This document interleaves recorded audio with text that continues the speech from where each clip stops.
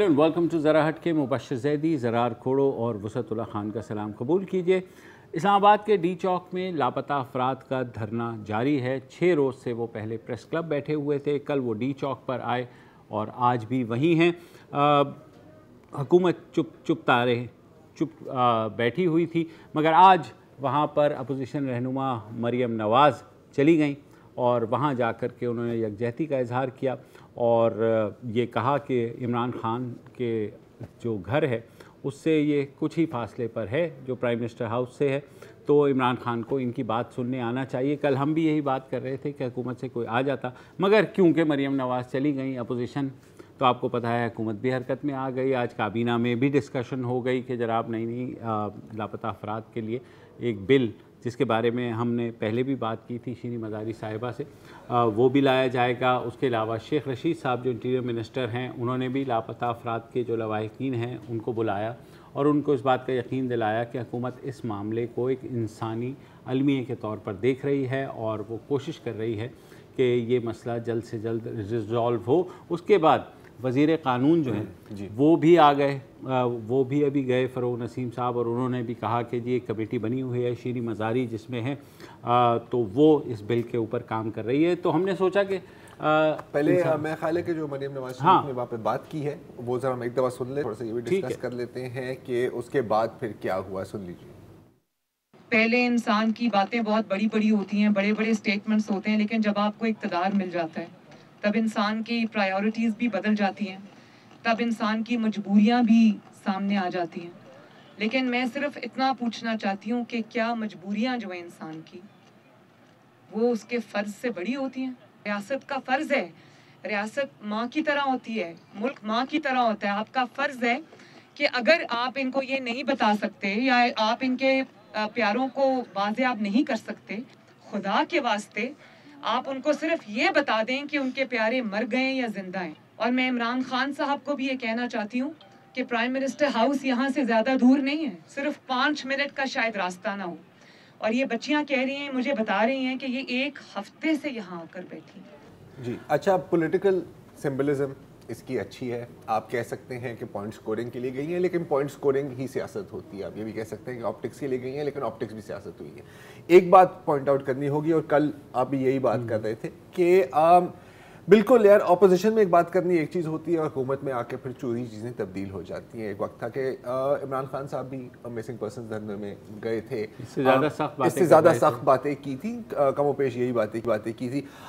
देखने की चीज़ ये है कि अभी तो चले ये एक तहरीक चला रही है हुकूमत के खिलाफ, तो जहाँ पर भी कुछ एडवांटेज, पॉलिटिकल एडवांटेज मिलता है, और अगेन मैं पॉलिटिकल एडवांटेज को किसी नेगेटिव सेंस में नहीं कह रहा, यही सियासत होती है, इस तरह ही चलती है। और दूसरा देखें, जब हुकूमत कोई वैक्यूम छोड़ेगी तो ऑब्वियसली कोई ना कोई 6 दिन से बैठे हुए थे। कल भी हमने ये बात की कि कोई भी जाकर के इंगेज उनके सर पे हाथ ही रखना है ना, सबको पता है। अच्छा, वहां पर भी जाके, लेकिन मसला ये है कि ये आपके आज की जो आर्गूमेंट आज की डेवलपमेंट पे हो रहे हैं, मैं तो जब से वॉर ऑन टेरर शुरू हुई है उसके बाद से, परवेज़ मुशर्रफ की हुकूमत के बाद जितनी भी सिविलियन हुकूमतें आई हैं, मैं देख रहा हूँ अपोजिशन और जो ट्रेजरी है वो मिसिंग पर्सन्स के इशू पे बैडमिंटन खेलते हैं।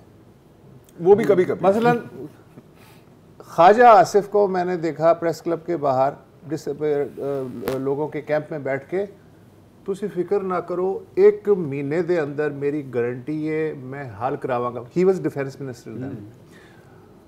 उसने भूख हड़ताल ख़त्म कराई, वो नौजवानों ने भूख हड़ताल की थी, शरबत वरबत पिलाया ये कह के, और उसके बाद कौन सा ख्वाजा आसिफ और क्या है।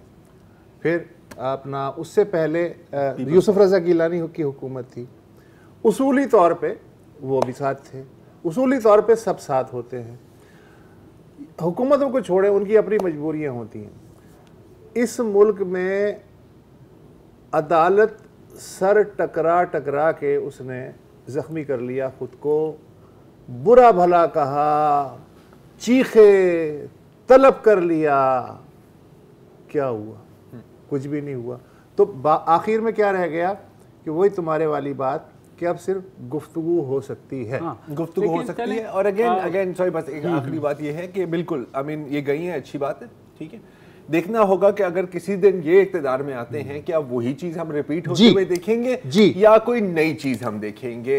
मोस्ट लाइकली वही चीज रिपीट होते हुए देखेंगे। ये जरूर है, मतलब मरियम के ये जो है कोयटा भी गई, कोयटा में जाकर के भी इन्होंने वो बात की, तो कम अज़ कम एक रिजॉल्व नज़र आ रहा है। अभी बेनिफिट ऑफ डाउट आप इसलिए दे सकते हैं कि because she was never in power, जिस तरह हमने इमरान खान को बेनिफिट ऑफ डाउट दिया। मतलब मैं पार्टी की बात कर रहा हूँ, पार्टी पॉलिसी की बात कर रहा हूँ। और देखें अगेन, बिल्कुल आप ये आर्ग्यूमेंट कर सकते हैं कि जी ऑब्वियसली एक पॉलिटिकल मूवमेंट चल रही है, तो आप जहां पर भी गवर्नमेंट का वैक्यूम आपको नजर आता है आप फुल करते हैं, लेकिन अगेन ये भी सियासत है। अगर उसके ही अंडर कोई चीज इस तरह की हो जाती है तो कोई हर्ज नहीं है। लेकिन अब आते हैं हुकूमत की तरफ। लेकिन आपने बड़ी अच्छी बात की कि ख्वाजा आसिफ ने 1 महीने का वक्त दिया था, और यही 1 महीने का वक्त आज जो है जो हमारी इंसानी हकूक़ की मिनिस्टर हैं शीरी मज़ारी साहिबा, जो ख़ुद बहुत वोकल रही हैं इस मसले पर, उन्होंने भी दिया है। हमने कुछ देर पहले उनसे बात की, आपको सुनाते हैं। तो शीरी मज़ारी साहिबा से मैंने पहले ये सवाल पूछा कि क्या ये बेहतर ना कि आप वहाँ चली जाती, कम अज़ कम उनके सर पर हाथ रख देती, बजाय इसके कि अभी तक कोई वहाँ नहीं गया है। तो सुनिए क्या कहना था उनका। देखिए, मैं समझती हूँ कि जब तक हमारे पास कॉन्क्रीट चीज नहीं होगी in the shape of a bill approval by the cabinet finally, और हम वो पेश करते हैं असेंबली में। मैं इतनी दफा मिली हूँ और आई एम एक्चुअली एम्बैरेस में जाके उनको क्या कहूँ, बट ये आपको वाजे कर दूं कि अब प्राइम मिनिस्टर ने आज तो बहुत स्ट्रिक्टली कहा है कि फौरन फैसला करें विद इन अ वीक, और ये बिल को आप टेबल करें। इससे पहले बहुत डिले हो गया है। अगर कोई इश्यूज हैं सिक्योरिटी के तो आप अपने लॉस को स्ट्रेंथन करें, बट ये कहीं नहीं हो सकता कि आप लोगों को उठा के गायब कर दें, उनकी फैमिलीज पे क्या गुजरती है। आज प्राइम मिनिस्टर ने बहुत स्ट्रांगली ये कहा है, तो होपफुली अब मूवमेंट फॉरवर्ड होगी। लेकिन आई वांट टू ऐड कि मैं हैरान हूँ कि मरियम नवाज आज गई उधर कैंप इन्फोर्स्ड डिसअपीयरेंसेस के जो फैमिलीज थी, और ऐसे बोल रही थी जैसे उनकी हुकूमत ने बहुत काम किया है। आपको मैं बता दूं, ना पीपीपी की हुकूमत ना नून की हुकूमत ने ये वर्ड भी कभी नहीं रेज किया असेंबली में इन्फोर्स्ड डिसअपीयरेंसेस का। तो अब मुझे समझ नहीं आती है, एकदम से वो ऐसे कह रहे हैं जैसे कि इन्होंने इस इशू को रेज किया और कानून साजी की, इस पे कुछ भी नहीं किया। बिल्कुल, और जैसे आप शीरी मज़ारी साहिबा कहे थे, ये बात सच है कि ऑपोजिशन में एक बात होती है और हुकूमत में अक्सर हम देखते हैं कि फिर चीज़ें तब्दील हो जाती हैं। मज़ारी साहिबा, आपने जिक्र किया था बिल का, और पहले भी आपको याद होगा कि जब हमने गुफ्तगू की थी शीरी मज़ारी साहिबा से तो इसी बिल का जिक्र हुआ था। तो अभी ये जो बिल है ये किस स्टेज पर है? मतलब कितनी देर हम एक्सपेक्ट कर सकते हैं कि ये ऐवान के सामने लाया जाएगा? जी, इसमें सबसे पॉजिटिव चीज़ तो ये हुई है कि all the stakeholders are agree.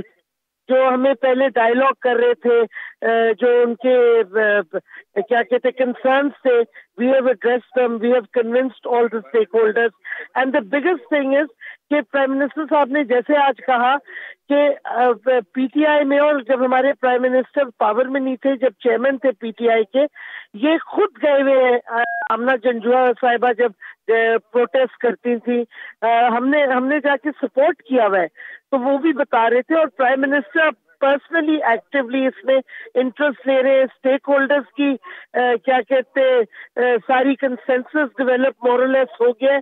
तो मैं समझती हूँ कि with in a month latest ये टेबल हो जाएगा, अगर उससे पहले ना हुआ पार्लियामान में।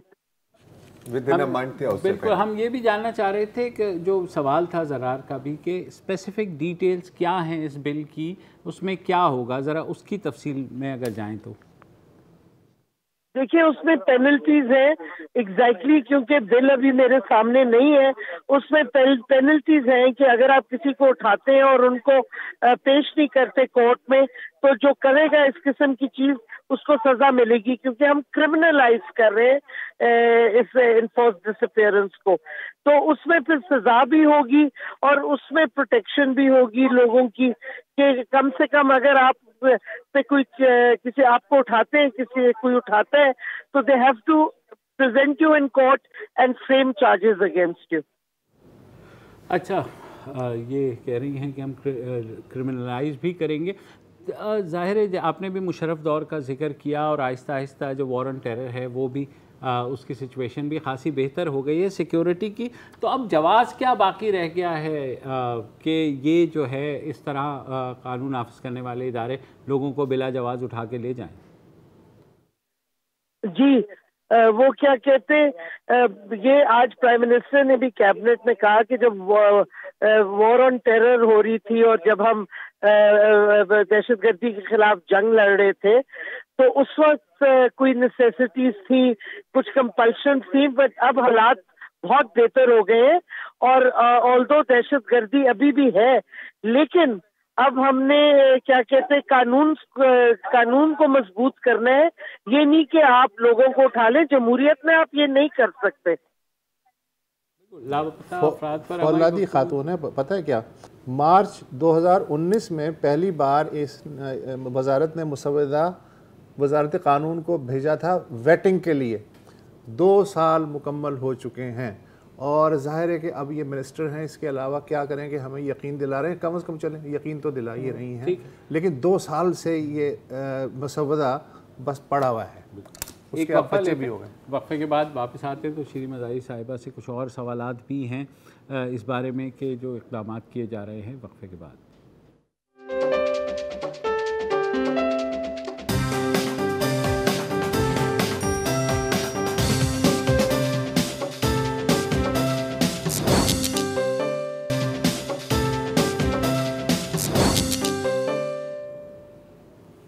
Welcome back. हम बात कर रहे हैं लापता अफराद के मसले पर जिनका धरना इस्लामाबाद में जारी है।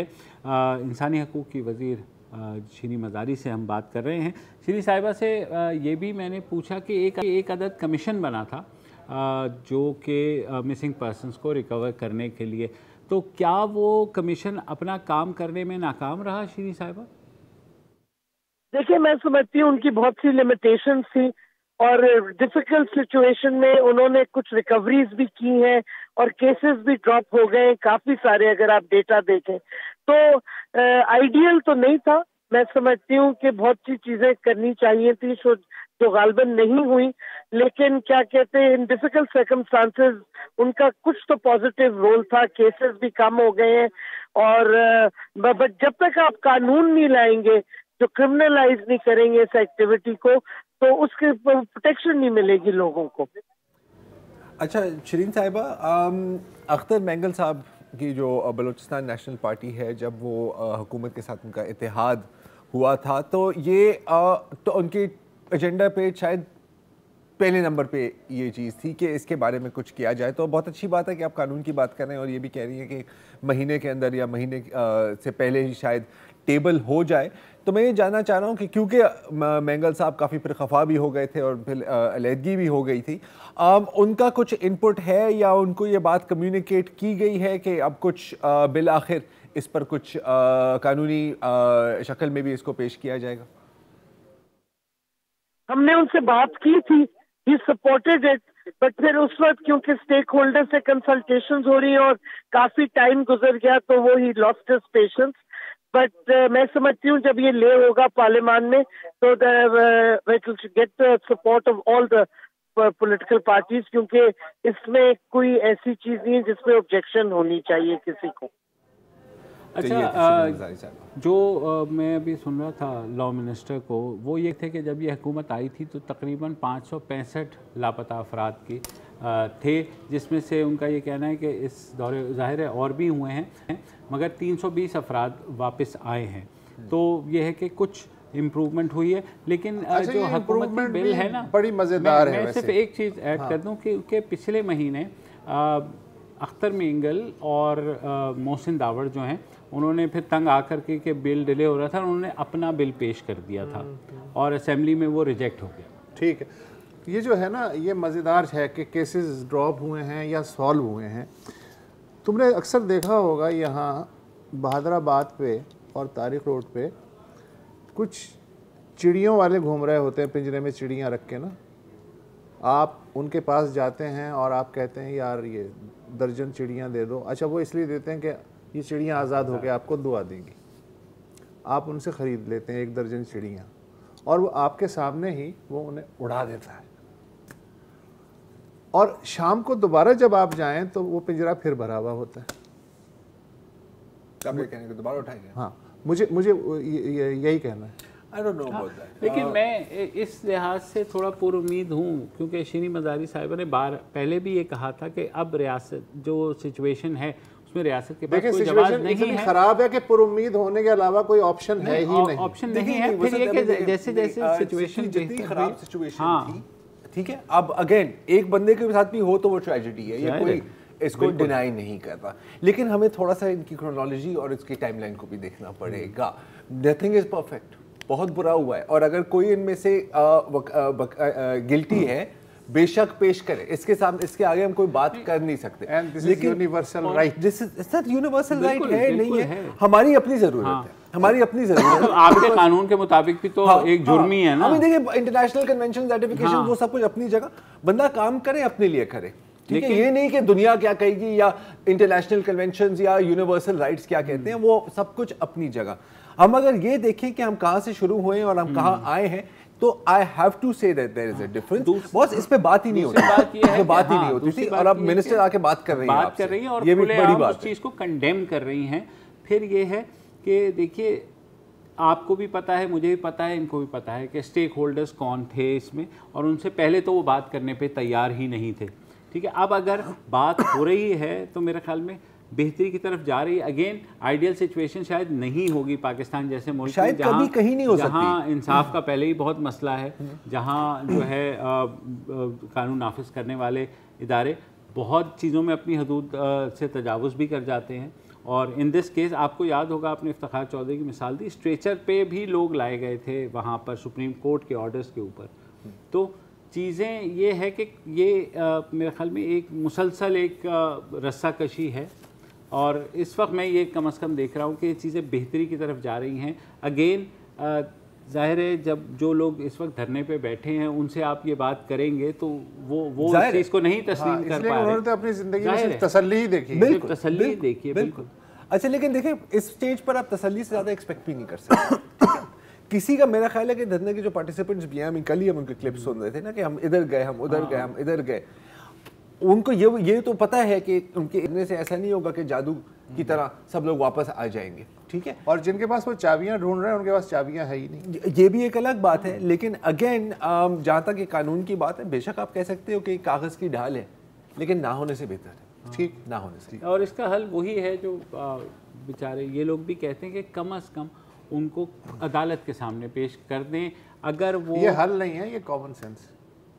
चलें सर, अगर कॉमन सेंस होती तो फिर बहुत पहले प्रिवेल हो गई होती ना। बेसिक डिमांड है, कॉमन सेंस एक अलग चीज़ होती है, बेसिक डिमांड यही है कि अदालत के सामने पेश कर दें, और कम से कम अगर वो मुजरिम है तो वो, उनके लवाहिकीन खुद कहते हैं कि आप उन्हें सज़ा दें, मगर किसी को इंतज़ार में ना रखें जिनको ये नहीं पता कि उनके प्यारे ज़िंदा भी हैं या मार दिए गए हैं। वक्फा लेते हैं।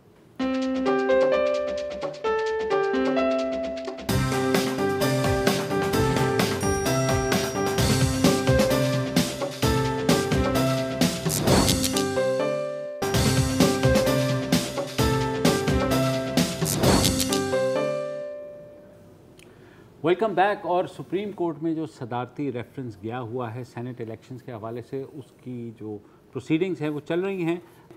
उम्मीद है कि शायद इस हफ्ते के अख्तिताम तक या अगले हफ्ते के शुरू तक ये केस निमट जाएगा। मगर बात शुरू हुई थी कि हुकूमत ने जो सदारती रेफरेंस भिजवाया था सदर मुमलिकत ने, उसका मौजू सिर्फ यह था कि सुप्रीम कोर्ट इस बारे में अपना मशवरा दे कि जो ओपन बैलेटिंग है वो क्या आइन के तहत हो सकती है या सिंपल कानून के तहत भी हो सकती है। मगर बात आगे निकल चुकी है और अब सुप्रीम कोर्ट जो है वो इलेक्शन कमीशन से पूछ रहा है कि जनाब आपने क्या इक़दाम किए हैं। इलेक्शन कमीशन ने अब एक पोजीशन ली हुई है कि जनाब जो आर्टिकल 226 जिसमें दर्ज किया हुआ जो तरीक़ा है सेनेट इलेक्शन का वो यही है कि सीक्रेट बैलेट होगा, तो लिहाजा हम उस पर कुछ नहीं कर सकते। मगर सुप्रीम कोर्ट इस पर मुतमईन नज़र नहीं आ रही और जस्टिस एजाजुल एहसन ने आज रिमार्क्स दिए हैं कि उन्होंने कहा कि वोट हमेशा के लिए खुफिया नहीं रह सकता।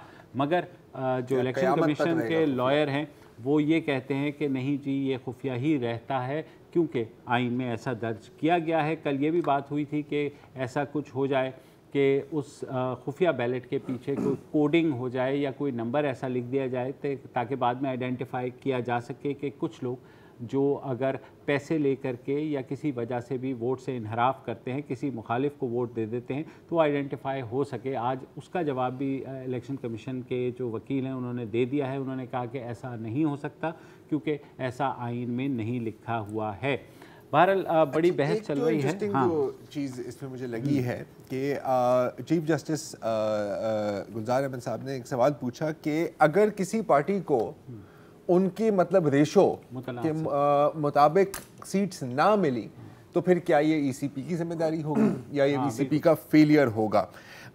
और चुनाचे फिर उसकी ये ऑब्जर्वेशन है, और मैं ये भी क्लियर करना चाह रहा हूँ कि अक्सर हम ऑब्जर्वेशंस को जजमेंट समझ लेते हैं। बहुत बड़ा फर्क होता है, बहुत बड़ा फर्क होता है। दौरान बहस बहुत बातें की जाती हैं और कुछ रिटोरिकल क्वेश्चंस भी इस्तेमाल किए जाते हैं। इसका ये मतलब नहीं है कि वो ये साइड ले रही है या वो साइड ले रही है, ये वो नतीजे पे पहुंचना चाह रहे हैं। तो ये अक्सर टिकर्स बिकर्स में ना हमारे से बहुत बड़ी गलती हो जाती है और फिर उसके काफी मंफी और उसके लिए एक लफ्ज भी बड़ा गलत इस्तेमाल करते हैं आमतौर टिकर। कोई भी ऑब्जर्वेशन देते हैं वो कहते हैं जी सुप्रीम कोर्ट की ruling. It's not ruling, it's not a ruling at all. वो तो दूर की बात, वो तो बहुत ही बड़ी एक गलती है। एनीवे, तूने कहा कि अगर वोटिंग सीक्रेट भी हो, ठीक है, तो पार्टी को उतनी ही सीट्स मिलनी चाहिए जितनी उनकी रिप्रेजेंटेशन है। अच्छा, अब इस पर एक लॉजिकल सवाल उठता है, ठीक है, और जस्टिस याहिया अफरीदी ने यही सवाल किया है, और वो ये है कि अगर आपने प्रोपोर्शन या रेशो में ही देनी है तो फिर इलेक्शन क्यों कराते हो?